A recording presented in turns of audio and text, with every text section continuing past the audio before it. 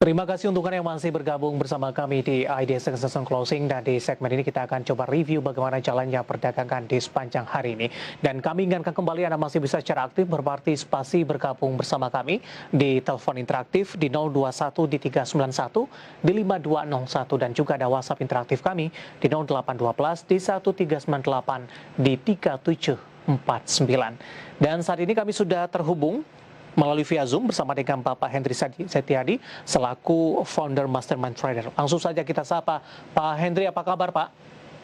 Baik Pak David, apa kabar Pak David? Kabar baik juga Pak Hendry, terima kasih juga sudah meluangkan waktu di IDX Channel. Pak Hendry, di penutupan sesi kedua hari ini indeks harga saham gabungan tertekan cukup dalam minus di 1,03%.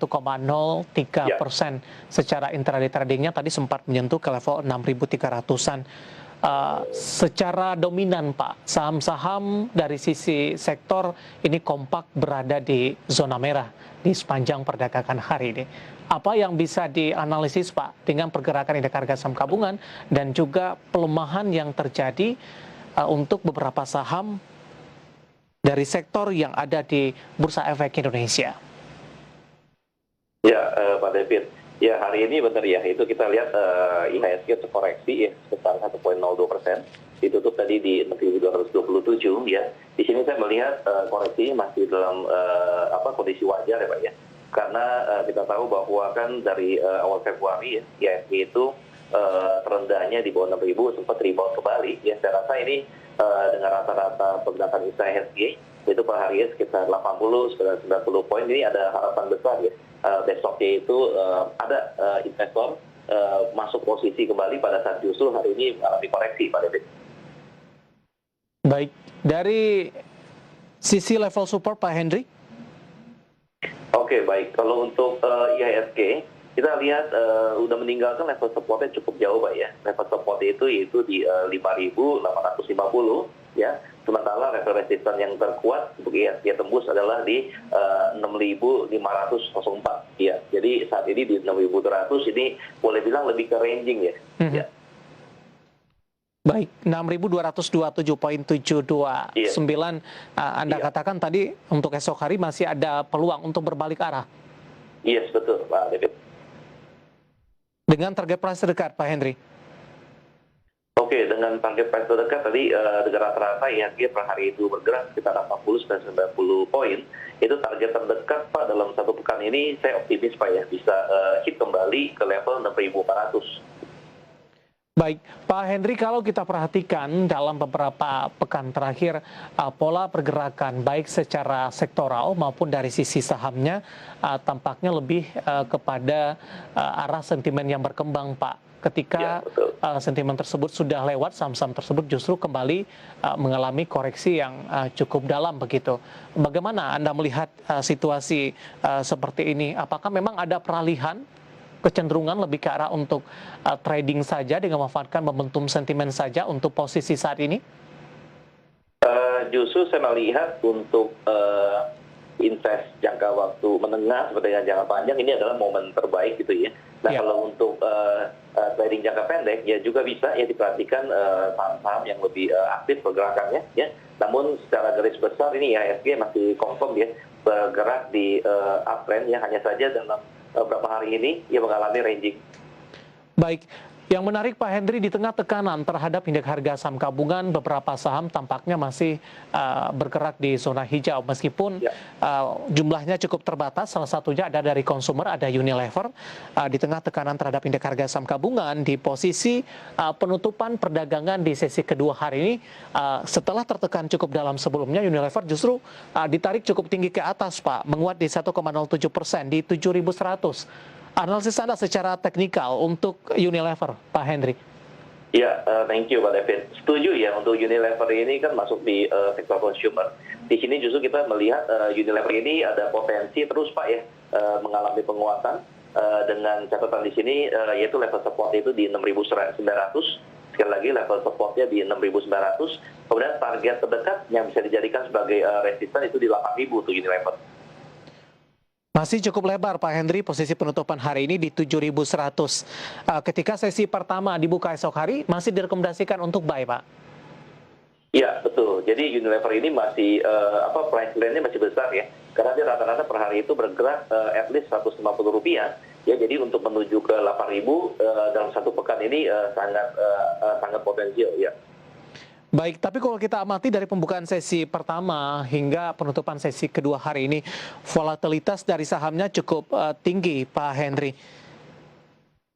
Iya betul ya, jadi untuk yang para swing trader ini juga menarik gitu dilihat Iya. di samping untuk investasi jangka menengah sampai dengan panjang ya. Baik, selain dari Unilever, beberapa saham lainnya yang justru hari ini berbeda arah atau berlawanan arah dengan indeks harga saham gabungan ada Elsa, Pak Henry, dan kebetulan juga listed company update kami untuk hari ini. Dari fundamental tadi mereka menyiapkan belanja modal cukup tinggi di 2021, mungkin salah satu keoptimisan kenaikan harga komoditas terutama untuk minyak. Secara teknikal hari ini di 398 menguat di 3,11% dan tadi pun juga sempat menyentuh ke level 400-an untuk Elsa. Analisis Anda, Pak Henry? Ya, untuk Elsa secara garis besar sih masih bergerak dalam ranging ya, sideways ya. Tapi hari ini memang ada rebounding signal ya, signal untuk dia untuk rebound naik kembali ya. Perhatikan untuk rata-rata pergerakan Elsa ini nggak terlalu besar ya. Per hari itu umumnya sekitar Rp15 ya, namun hari ini itu mengalami penguatan 3,10%. Itu perhatikan untuk level supportnya untuk Elsa itu di 334 ya, 334. Nah, kemudian untuk resistennya itu di 525 untuk Elsa. Oke, masih cukup lebar juga ya. Pak Henry, Ya, 525. 525 ini target price untuk sampai dengan akhir bulan ini atau untuk jangka menengah, Pak Henry? Ya, sampai dengan akhir bulan ini untuk Elsa, iya. Oke, masih ada peluang untuk Elsa di 525. Artinya di penutupan sesi kedua hari ini masih direkomendasikan ketika sesi pertama dibuka esok hari untuk buy on weakness paling tidak, Pak. Ya, jadi perhatikan besok pada saat market dibuka, at least kalau dibuka melanjutkan ya penutupan hari ini di 398 boleh buy at any price ya. Baik, ada Elsa ditutup menguat 3,11% di 398, masih direkomendasikan buy dengan supportnya di 334, sementara resistennya cukup lebar, ada di level 525, dan lagi-lagi keputusan investasi tetap ada di tangan Anda para investor dan trader pasar modal Indonesia.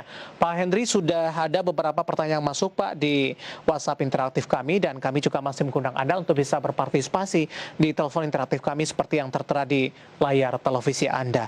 Kita akan coba sapa terlebih dahulu Pak Henry, tanpa menyebutkan nama dan lokasi. Ini untuk BRIS sudah entry di 2.700. Analisis Anda Pak Henry untuk BRIS, ruang penguatan seperti apa? Baik Pak David, ya untuk BRIS ya, apabila sudah masuk posisi, ya perhatikan level supportnya yaitu di 2.270. Ya, sekali lagi 2.270 ya. Kemudian untuk resisten yang terdekatnya itu ada di 3.800 ya. Ya, 3.800 untuk BRIS. Baik. Cukup lebar juga Pak. Dari sisi supportnya 2.200. Posisi saat ini ada di 2.700 Pak Henry. Ya, masih cukup lebar betul. Ya. Oke. Ketika punya 2.700 lebih direkomendasikan di hold saja. Ya, masih bisa di hold ya, karena secara umum itu sektor perbankan itu rata-rata mengalami penguatan ya. Baik, kita akan coba sapa penelpon terlebih dahulu. Halo, dengan siapa di mana? Halo, dengan siapa di mana? Selamat sore Pak David, dari Ya. Giantoro, Bandung. Silakan Pak, sudah ada Pak Henry, Pak Giantoro. Ya Pak Henry, selamat sore. Sore, Saya Pak Toro. mohon analisa untuk saham Kapik Pak. Kapik saya baru masuk 172 hari ini. Dan satu lagi saham Aisyah Pak. Sampai Oke. akhir bulan support dan resistennya berapa? Baik, Aisyah masuk di level berapa Pak Giantoro? Saya Aisyah di 310 Pak. 310. Tadi kepik ya Pak ya, yang pertama ya? Iya, 172. 172 Pak. Oke, baik. Ya, terima kasih Pak David. Terima kasih Pak Giantoro yang ada di Bandung, ada Kepik, kemudian juga ada Aisyah, Pak Henry. Tapi kita akan jeda terlebih dahulu Pak Henry, nanti kita akan coba ulas. Pak Giantoro Baik, minta Pak. bersabar. Pertanyaan di WhatsApp interaktif juga cukup banyak masuk sampai sejauh ini, nanti kita akan coba ulas satu persatu. Dan pemirsa telah bersama kami, IDX Second Closing akan segera kembali sesaat lagi.